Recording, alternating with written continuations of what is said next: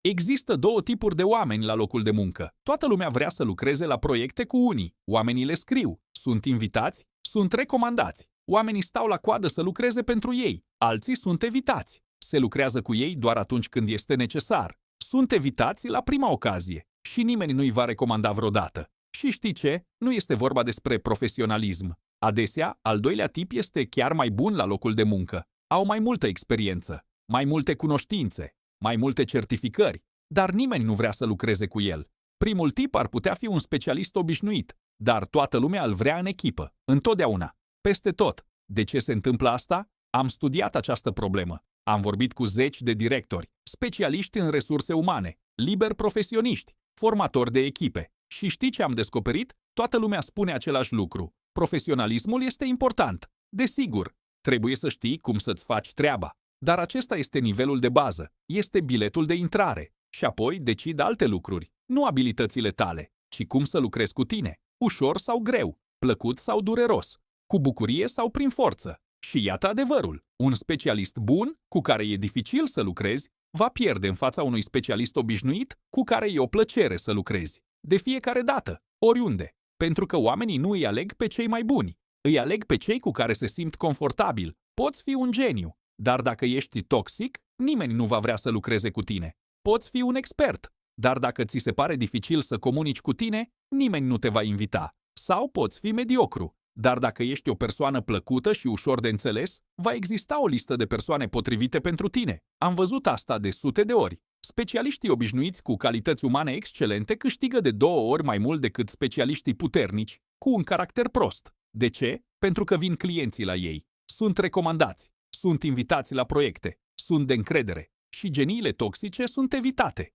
Chiar dacă sunt cele mai bune în domeniul lor, pentru că nimeni nu vrea să lucreze sub stres, nimeni nu vrea să se confrunte cu conflicte în fiecare zi, nimeni nu vrea să sufere de dragul rezultatelor. Oamenii vor să lucreze cu plăcere, cu cei care facilitează procesul, cu cei care creează o atmosferă bună și sunt dispuși să plătească pentru asta. Foarte mult. Iată un fapt. Studiile LinkedIn arată că 78% din deciziile de angajare nu se bazează pe competențe, ci pe personalitate. 78%. Ei testează abilitățile. Da, dar decid dacă o persoană este potrivită sau nu pe baza a altceva. Cât de plăcut este să vorbești cu el, cât de încredere este, cât de ușor este să fii cu el. Și nu este vorba doar despre angajări, este vorba despre tot, despre alegerea unui contractor, despre invitarea cuiva să se alăture echipei, despre recomandări, despre promovare, despre orice. Peste tot oamenii aleg pe cei cu care vor să lucreze, nu pe cei care sunt cei mai buni la ceea ce fac. Și iată paradoxul. Majoritatea oamenilor dezvoltă doar abilități profesionale, cursuri, certificate, diplome. Ei se gândesc, trebuie să fiu cel mai bun specialist. Și atunci toată lumea va dori să lucreze cu mine. Nu vor vrea. Dacă ești dificil, dacă ești conflictual, dacă e dificil să fii cu tine, vei fi evitat, chiar dacă ești expert. Dar există și alți oameni care înțeleg acest secret, care știu că nu contează doar ceea ce faci, ci și cum o faci. Lucrează la ei înșiși, nu doar la abilitățile lor, ci și la modul în care interacționează cu oamenii. Și rezultatul, carierele lor prinde avânt, veniturile lor cresc, se formează o coadă pentru a-i vedea, nu pentru că ar fi cei mai buni specialiști, ci pentru că oamenii vor să lucreze cu ei. Despre asta este vorba în acest videoclip, nu despre cum să devii un specialist de top, ci despre cum să devii persoana cu care toată lumea vrea să lucreze. Pentru că e mai important, mult mai important.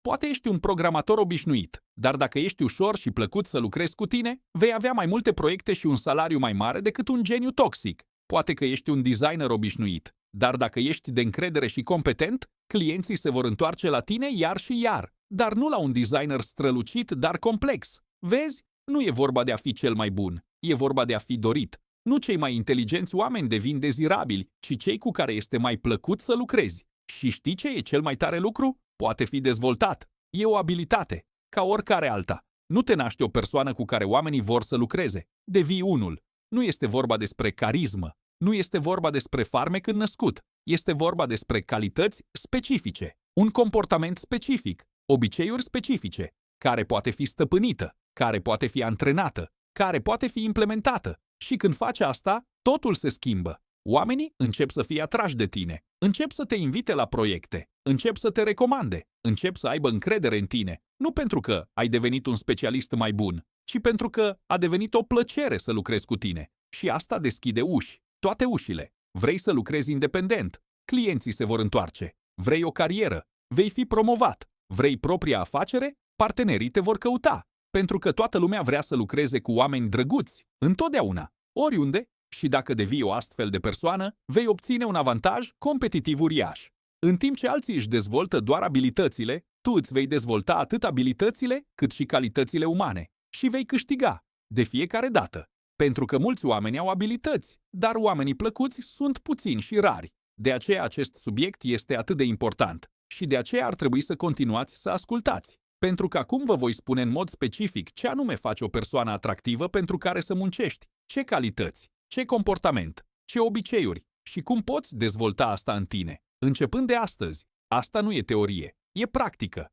Testată pe mii de oameni, funcționează peste tot, în angajare, în freelancing, în afaceri, într-o carieră, în orice domeniu. Pentru că principiul este același. Oamenii lucrează cu cei cu care vor să lucreze. Și dacă devii o astfel de persoană, nu vei avea niciodată probleme cu munca. Niciodată. Vor fi probleme de alegere. Unde să mergi? Cu cine să lucrezi? Ce proiect să preiei? Dar nu e o problemă să cauți. Pentru că te vor căuta, te vor suna, te vor invita. Și acesta nu este un vis. Este realitate pentru cei care înțeleg acest secret. Secretul relațiilor profesionale, pe care urmează să ți-l dezvălui. Gata? Atunci ascultă cu atenție. Calitate înaltă. Fiabilitate. Acesta este numărul 1. Cel mai important lucru. Mai important decât talentul. Mai important decât experiența. Mai important decât orice. O persoană de încredere este cineva pe care te poți baza. Întotdeauna. Fără excepție. Spus, făcut. Promis, livrat. A preluat o sarcină, finalizat.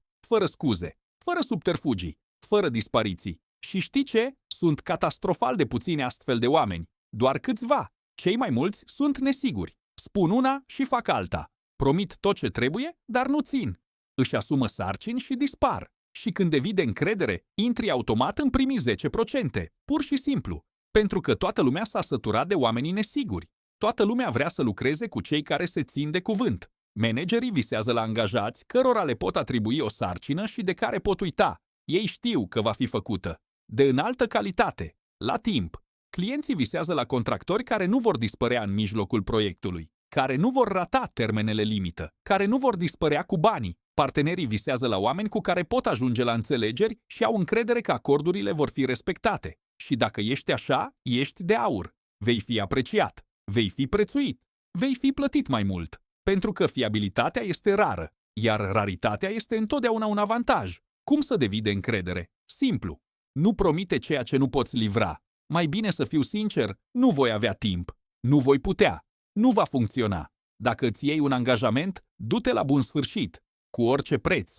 Chiar dacă e dificil. Chiar dacă nu ai chef. Dacă ceva nu merge bine, anunță-i dinainte. Nu aștepta termenul limită. Avertizează-i imediat ce îți dai seama că există o problemă. Este vorba de fiabilitate. Și asta te face o persoană de încredere. Calitatea 2. Adecvarea în comunicare. Poate ești un geniu, dar dacă ești toxic, nimeni nu va vrea să lucreze cu tine. Ce este adecvarea? Este capacitatea de a comunica normal, calm, fără dramă, fără scandaluri, fără isterie. Nu te enervezi, nu te simți jignit de critici, nu inițiezi conflicte din cauza unor lucruri mărunte, răspunzi la probleme în mod corespunzător, nu intri în panică, nu dai vina pe alții, pur și simplu le rezolvi. Și acest lucru este de mare valoare. Pentru că majoritatea oamenilor sunt inadecvați, se simt ofensați de orice critică, percep comentariile ca atacuri personale, creează dramă din cauza unor chestiuni banale. Să lucrezi cu astfel de oameni e o tortură. Ți-e frică să spui orice, ți-e frică să ceri corecții, ți-e frică să oferi feedback, pentru că știi că va fi un scandal, resentimente, conflict. Dar cu o persoană rezonabilă e ușor. Poți spune, e greșit, hai să reparăm problema. Iar el va spune calm, bine, o voi repara, fără resentimente, fără dramă, doar muncă. Și toată lumea vrea să lucreze exact așa, ușor, calm, practic. De aceea, oamenii adecvați sunt valoroși, extrem de valoroși. Cum să fii adecvat? Nu lua criticile personal. Este vorba despre muncă, nu despre tine personal. Nu face mare caz din asta. Greșelile minore sunt normale. Corectează-le și mergi mai departe. Ține-ți emoțiile pentru tine. Ești furios? Ia o pauză. Calmează-te. Apoi răspunde. Este o plăcere să lucrez cu tine. Calitatea 3. Proactivitate. Există două tipuri de oameni, reactivi și proactivi. Oamenii reactivi așteaptă să li se spună ce să facă. Nu gândesc singuri, nu oferă idei, nu prevăd problemele. Li s-a spus, așa că au făcut-o. Nu li s-a spus, așa că au stat. Persoanele proactive sunt opusul. Gândesc în perspectivă. Văd problemele înainte ca acestea să apară. Propun soluții. Iau inițiativa. Și ghiciți cu cine vor să lucreze. Exact. Oameni proactivi. Pentru că e mai ușor cu ei. Nu trebuie să explice fiecare mic detaliu. Nu au nevoie de monitorizare constantă. Ei gândesc singuri. Ei propun singuri. Ei rezolvă problemele singuri. Managerul nu trebuie să piardă timpul gestionându-le. Clientul nu trebuie să-și facă griji pentru detalii. Partenerul nu trebuie să controleze totul. Pentru că o persoană proactivă va lua totul în considerare singură. Și aceasta este o valoare enormă. Oamenii sunt dispuși să plătească de 2 ori mai mult pentru asta. Cum să fii proactiv? Gândește cu un pas înainte. Ce ar putea merge prost? Cum poate fi prevenit? Nu aștepta ca cineva să-ți spună. Dacă vezi o problemă, spune-i-o. Dacă vezi o oportunitate de îmbunătățire, sugerează-o. Asumă-ți responsabilitatea. Nu da vina pe alții. Dacă poți decide singur, decide. Este proactivitate. Și asta te face indispensabil. Calitatea numărul 4. Capacitatea de a asculta. Majoritatea oamenilor nu știu să asculte. Ei doar așteaptă să le vină rândul să vorbească. Le explici ceva, dar ei nu înțeleg. Nu pun întrebări. Nu detaliază. Apoi fac ceea ce nu trebuie. Pentru că nu au auzit. Nu au înțeles. Și trebuie să o refaci. Explică totul din nou. Pierzi timpul. E un iad să lucrezi cu oameni ca asta. Și există oameni care știu să asculte. Serios. Sunt atenți. Pun întrebări. Clarifică detalii. Repetă cu propriile cuvinte pentru a se asigura că înțeleg corect. Și fac exact ce trebuie făcut. Din prima. E o plăcere să lucrezi cu astfel de oameni. Explici odată și totul este făcut corect. De aceea, cei care știu să asculte sunt incredibil de apreciați. Cum să înveți să asculți? Închideți gândurile atunci când persoana vorbește.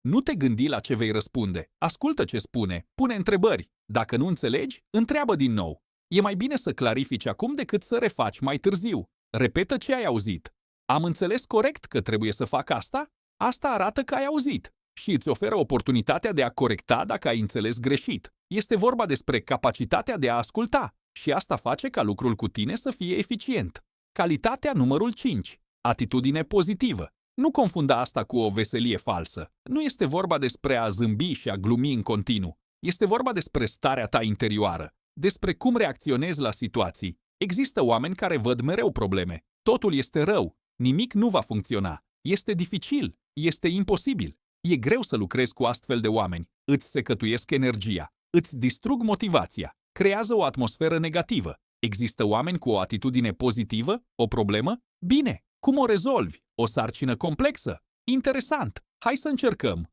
Nu se plâng. Nu se vaită. Nu exagerează problemele. Caută soluții. Și e o plăcere să lucrezi cu astfel de oameni. Te energizează. Te inspiră. Creează o atmosferă plăcută. Și oamenii vor să fie în preajma lor. Să lucreze cu ei. Să facă proiecte cu ei. Pentru că o atitudine pozitivă este ca aerul. Nu o observi atâta timp cât ai suficient. Dar când nu-l ai, nu poți respira. Cum să fii pozitiv? Concentrează-te pe soluții, nu pe probleme. Da, există o problemă. Ce e de făcut în privința ei? Nu te plânge. Asta nu înseamnă să taci în legătură cu problemele tale. Dar există o diferență între e greu, dar hai să încercăm asta și e imposibil, totul e rău. Mulțumește-le oamenilor. Pentru ajutorul lor, pentru munca lor, pentru orice lucru mărunt. Asta creează o atmosferă bună. Este o atitudine pozitivă și te face o persoană plăcută în preajma ta. Calitatea numărul 6. Flexibilitate. Lumea se schimbă, planurile se schimbă, situațiile se schimbă și există două tipuri de oameni, rigizi și flexibili. Cei rigizi se țin de punctul lor de vedere, de planul lor, de felul lor de a face lucrurile. S-au schimbat circumstanțele, nu le pasă. Vor face lucrurile în felul lor, pentru că asta au decis să facă, pentru că asta sunt obișnuiți. Să lucrezi cu astfel de oameni e un coșmar. Nu te poți adapta. Nu-ți poți schimba abordarea. Se încăpățânează, se ciocnesc, sabotează și oamenii flexibili se adaptează. S-a schimbat planul? Bine, ne vom adapta. Avem nevoie de o abordare diferită. Hai să încercăm. Nu se agață de ego-ul lor. Se agață de rezultat. Și dacă trebuie să se schimbe pentru a obține rezultatul, o vor face. E ușor să lucrezi cu astfel de oameni. Poți experimenta. Poți încerca diferite abordări. Te poți adapta situației. Și de aceea sunt apreciați oamenii flexibili. Mai ales acum, când totul se schimbă atât de repede. Cum să fii flexibil? Nu te agăța de ceea ce ai dreptate. Poate există o cale mai bună? Poate ar trebui să încercăm ceva diferit? Privește schimbarea cu calm.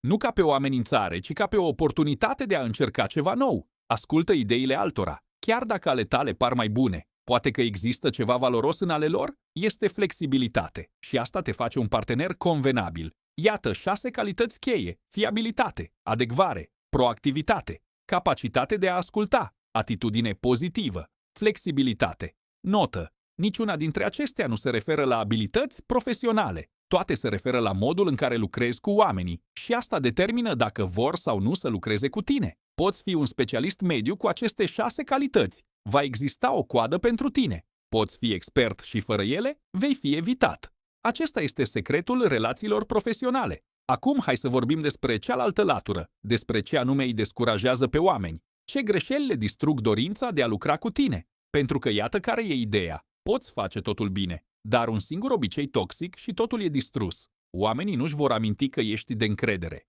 Își vor aminti că ești insuportabil, așadar, ascultați cu atenție. Acest lucru este important. Greșeala numărul 1. Scuzele constante. Cea mai frecventă greșeală și cea mai enervantă. Ceva nu merge bine și persoana începe să găsească scuze. Nu am fost eu, au fost circumstanțele, alții sunt de vină. Pur și simplu așa s-a întâmplat. Iată un exemplu. Un freelancer nu a livrat lucrarea la timp. Clientul întreabă: ce s-a întâmplat? Răspuns greșit: mi s-a întrerupt conexiunea la internet. Apoi m-am îmbolnăvit. Apoi un alt client mi-a dat o sarcină urgentă. Nu este vina mea. Un răspuns bun: am ratat termenul limită. Greșeala mea. Am calculat greșit timpul. Pot să-l predau mâine dimineață sau să returnez avansul. Vezi diferența? Primul se absolvă de responsabilitate. Caută pe cineva pe care să dea vina. Inventează scuze. Al doilea își asumă responsabilitatea. Recunoaște greșeala. Sugerează o soluție. Nu vor vrea să lucreze cu primul. Pentru că, dacă ceva nu merge bine, va căuta pe cineva pe care să dea vina, nu va rezolva problema. Vor vrea să se descurce cu al doilea. Pentru că e adult. E responsabil pentru propriile greșeli. Poți să te descurci cu el. Nu uita, scuzele sunt o travă pentru relațiile profesionale. Dacă ai greșit, recunoaște-o. Cereți scuze. Oferă o soluție. Asta e tot. Nu căuta pe cineva pe care să dai vina. Nu explica de ce s-a întâmplat așa. Nimănui nu-i pasă. Oamenii sunt interesați doar de un singur lucru. Ce vei face în continuare? A doua greșeală: ignorarea mesajelor. Distruge încrederea instantaneu. Instantaneu.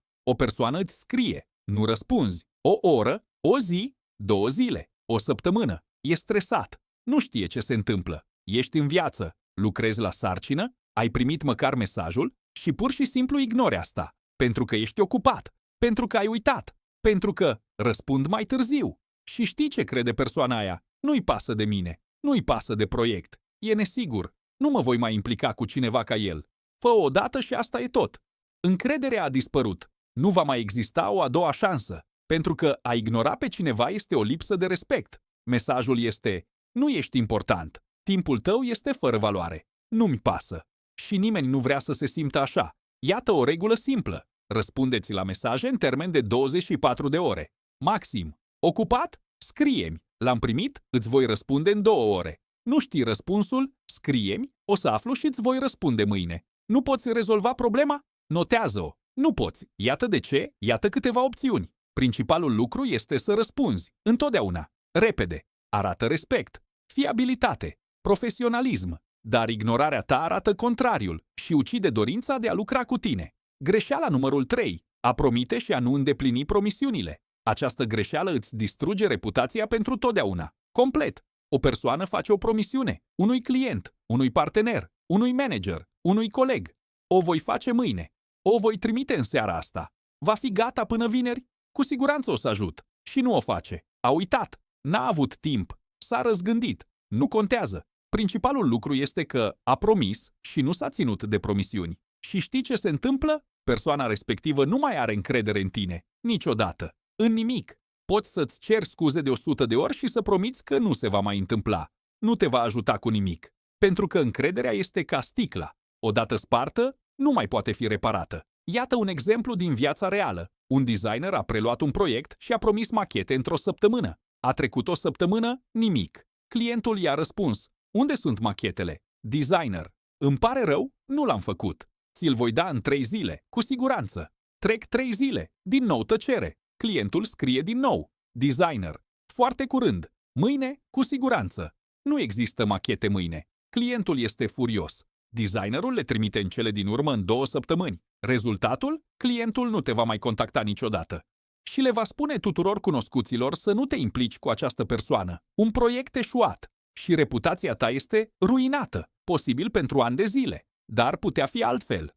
A trecut o săptămână, iar designerul și-a dat seama că nu va reuși. Am scris imediat: sunt în întârziere. Pot fie să livrez în 10 zile, fie să returnez avansul. Alegerea este a ta. Clientul este supărat. Da, dar respectă onestitatea. Aleg să aștepte. Sau își ia banii înapoi și caută pe altcineva. Dar reputația designerului este intactă, pentru că a fost sincer. Nu a trișat. Nu a dispărut. Nu uita, e mai bine să nu promiți decât să promiți și să nu te ții. Dacă nu ești sigur că vei reuși, spune-mi sincer. Dacă nu ești sigur că poți, refuză imediat. Asta îți va salva reputația. Și reputația este totul. Greșeala numărul 4. Critica toxică la adresa celorlalți. Există oameni care critică constant pe toți cei din jurul lor. Fostul antreprenor, colegii, partenerii, clienții.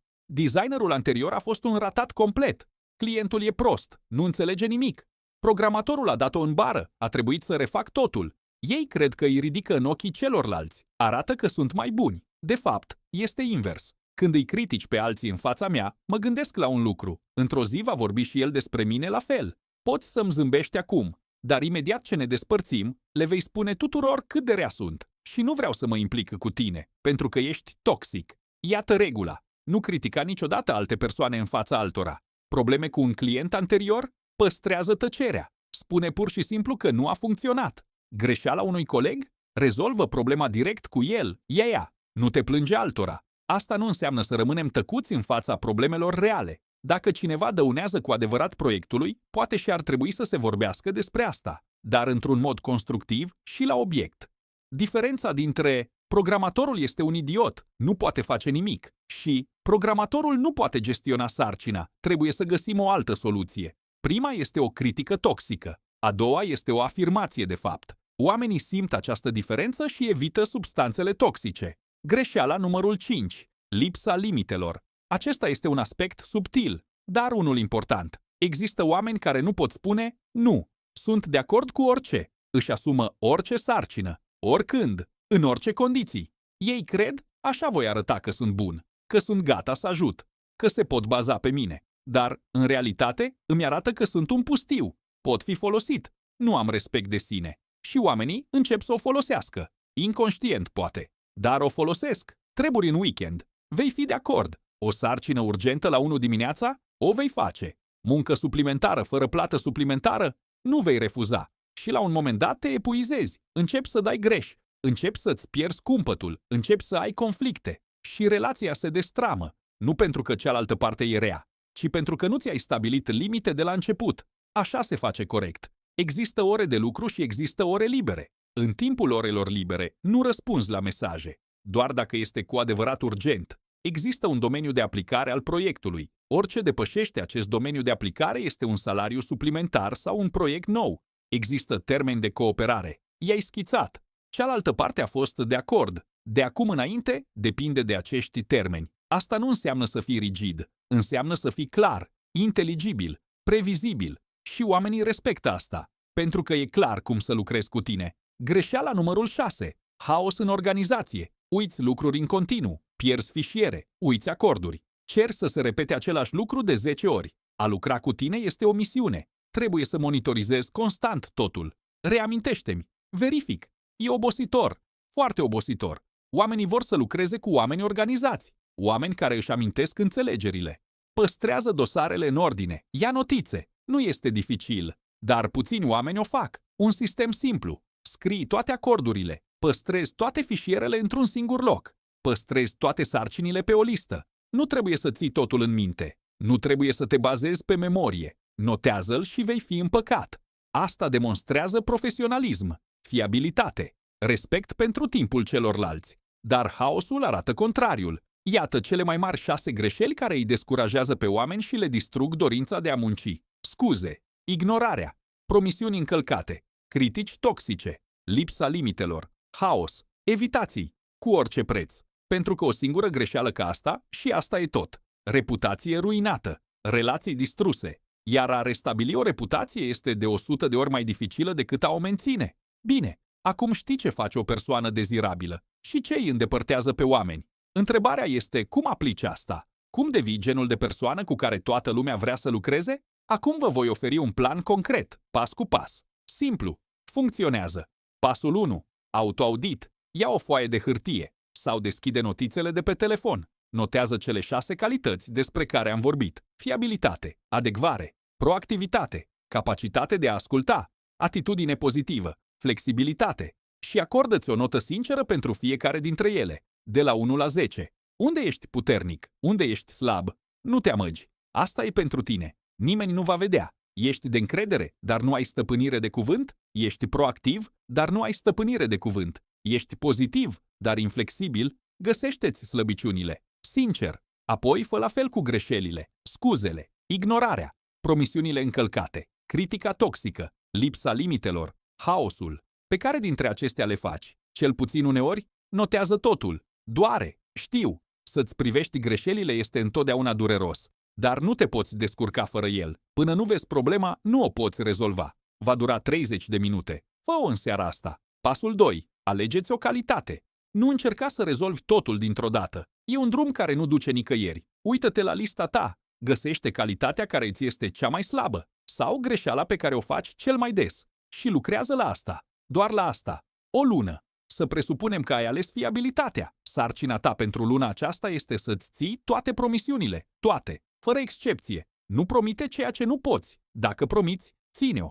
Cu orice preț. În fiecare seară, întreabă-te. Mi-am ținut toate promisiunile astăzi? Dacă nu, de ce nu? Cum pot face altfel mâine? Sau ți-ai ales abilitatea de a asculta? Sarcina ta este să asculți cu adevărat în fiecare conversație. Pune întrebări. Clarifică. Repetă ceea ce ai auzit. Monitorizează-te. Observă când ești distras. Readu-ți atenția. O lună. O singură calitate. Concentrare deplină. Funcționează. Pentru că nu te dispersezi prea mult. Îți schimbi în mod deliberat un obicei. Și obiceiurile se schimbă prin repetiție. În fiecare zi. În mod conștient. Pasul 3. Solicitați feedback. E înfricoșător, dar necesar. Găsește 2 sau 3 persoane cu care ai lucrat sau cu care lucrezi, cele care te cunosc profesional, și cereți-le feedback sincer. Ce trebuie să îmbunătățesc? Ce îi irită la mine? Ce mă împiedică să colaborez cu mine? Roagă-i să fie cât mai sincer posibil. Spune-le că trebuie să știi adevărul, că nu te vei simți ofensat, că acest lucru este pentru creșterea ta. Și când primești un răspuns, nu căuta scuze, nu te certa, doar ascultă, mulțumește, notează-l, apoi analizează. Poate ei văd ceva ce tu nu vezi, poate că problema ta nu e unde credeai că e. Acestea sunt informații foarte valoroase. Sunt gratuite, dar mulți se tem să le primească, pentru că le este frică să audă adevărul despre ei înșiși. Nu te teme, adevărul este un dar, îți arată ce trebuie să se schimbe. Pasul 4. Creați un sistem de mementouri. Obiceiurile nu se schimbă de la sine, trebuie antrenate, în mod conștient. Setează-ți mementouri, pe telefon, pe computer, oriunde. Lucrezi la fiabilitatea ta? Reamintire de dimineață. Ce promisiune am făcut astăzi? Voi putea să le țin pe toate? Reamintire de seară. Mi-am ținut toate promisiunile? Lucrezi la sănătatea mentală? Reamintire. Fă o pauză înainte de a răspunde. Păstrează-ți calmul. De fiecare dată înainte de o conversație importantă. Lucrezi la proactivitate? Reamintire. Ce pot oferi? Ce problemă am observat? Sună banal, dar funcționează. Pentru că până când un obicei nu prinde rădăcini, uiți, acționezi automat, în același mod vechi. Reamintirile te readuc la conștientizare, la intenție, la un comportament nou. Fă asta timp de 3 luni. Apoi, obiceiul se va înrădăcina. Nu vei mai avea nevoie de mementouri. Pasul 5. Urmăriți-vă progresul. Începeți un sistem simplu de urmărire, o foaie de calcul sau doar o listă în note. În fiecare săptămână notează ce a funcționat, ce nu a funcționat, ce ai observat. Aceasta face două lucruri. În primul rând, vezi progrese, chiar și unele mici. Acest lucru te motivează să continui. În al doilea rând, observi tipare. Unde greșești cel mai des? În ce situații îți pierzi cumpătul? Ce declanșează comportamente vechi? Și te poți adapta. Pregătește-te pentru situații dificile. Schimbă-ți abordarea. Fără monitorizare, pur și simplu plutești, sperând la o schimbare. Cu ajutorul urmăririi, tu controlezi procesul. Tu vezi rezultatele. Tu ajustezi cursul. 5 minute pe săptămână. E suficient. Pasul 6. Ai răbdare. Asta e problema cu majoritatea oamenilor. Se așteaptă la rezultate rapide. Am lucrat la noi înșine timp de o săptămână și nimic nu s-a schimbat. Am renunțat. O lună, puțin progres. Dezamăgit. Dar schimbarea nu vine repede. Mai ales în comportament. Mai ales în obiceiuri. În prima lună, abia începi să observi. Te prinzi în comportamente vechi. Încerci lucruri noi. În a doua lună, noul comportament devine puțin mai ușor. Dar necesită totuși efort. În a treia lună, începe să devină automat. Obișnuință. Și abia după 3 luni poți spune, da, m-am schimbat, a devenit o parte din mine, așa că ai răbdare, acordă-ți timp, nu aștepta rezultate imediate, nu renunța după o săptămână, pur și simplu fă-o, în fiecare zi, pași mici, în mod constant, și în 3 luni vei fi surprins de cât de mult te-ai schimbat. Și peste un an nu te vei mai recunoaște, pentru că ți-ai îmbunătățit 6 calități, una în fiecare lună, sistematic, consistent. Și acum ești cineva cu care oamenii vor să lucreze. Chiar vor. Nu pentru că ești cel mai bun specialist, ci pentru că e plăcut să fiu cu tine. Ușor, de încredere, confortabil. Și asta deschide toate ușile. Vrei muncă independentă? Clienții vor reveni. Te recomand. Plătește mai mult. Vrei un loc de muncă la companie? Vei fi promovat, apreciat. Salariul tău va fi mărit. Vrei un parteneriat? Ce e mai bun va veni la tine? Pentru că vor să lucreze cu tine. Asta nu e magie. E rezultatul unei autoperfecționări conștiente, despre calitățile care te fac dezirabil. Și iată ce este important de înțeles. Acesta nu este un efort singular, este un stil de viață. Nu poți fi de încredere odată, sau adecvat uneori, sau proactiv, în funcție de starea ta de spirit. Aceste calități trebuie menținute, constant, în fiecare zi. Dar când devin o parte din tine, nu necesită niciun efort. Pur și simplu ești cine ești. Și atunci munca se transformă în plăcere, pentru că oamenii sunt atrași de tine, te respectă, te prețuiesc. Nu pentru abilitățile tale, pentru genul de persoană care ești. Și acesta este cel mai bun lucru care se poate întâmpla în viața profesională. Când nu te vinzi, când nu ai nevoie de convingere, când oamenii te caută, pentru că vor să lucreze cu tine. Pur și simplu vor. Spre asta te îndrepți, asta te așteaptă. Dacă începi azi, dacă lucrezi la tine, dacă ai răbdare, peste un an, viața ta profesională va fi diferită, complet diferită. Mai multe oportunități, mai mulți bani, mai mult respect, mai multă libertate de alegere. Și toate acestea nu se întâmplă pentru că ai devenit cel mai bun specialist, ci pentru că ai devenit persoana cu care toată lumea vrea să lucreze. Acesta este adevăratul secret al succesului profesional. Nu în competențe, nu în educație, nu în relații. Este vorba despre ce fel de persoană ești, cum să lucrezi cu tine, ce emoții evoci. Și dacă înțelegi asta, ești deja în fața a 90% dintre oameni. Pentru că majoritatea oamenilor nu înțeleg asta. Ei doar dezvoltă abilități și se întreabă de ce carierele lor nu se dezvoltă. Știi secretul și îl poți folosi. Așa că nu irosi aceste cunoștințe. Pune-le în practică. Începeți astăzi. Efectuați un audit. Alegeți o calitate. Începeți să lucrați la ea. Un pas mic. O decizie. O acțiune. Și ești pe cale să devii persoana cu care toată lumea își dorește să lucreze. Și aceasta este calea către succes, către bani, către oportunități, către libertate. Așa că dă-i înainte, acționează, schimbă-te, pentru că poți, ești capabil, ai tot ce îți trebuie. Trebuie doar să începi. Și peste un an îți vei aminti de acest videoclip și îți vei mulțumi că l-ai început. Mult noroc, nu în sensul norocului, ci în sensul perseverenței, pentru că perseverența este cea care aduce rezultate. Redirecționa,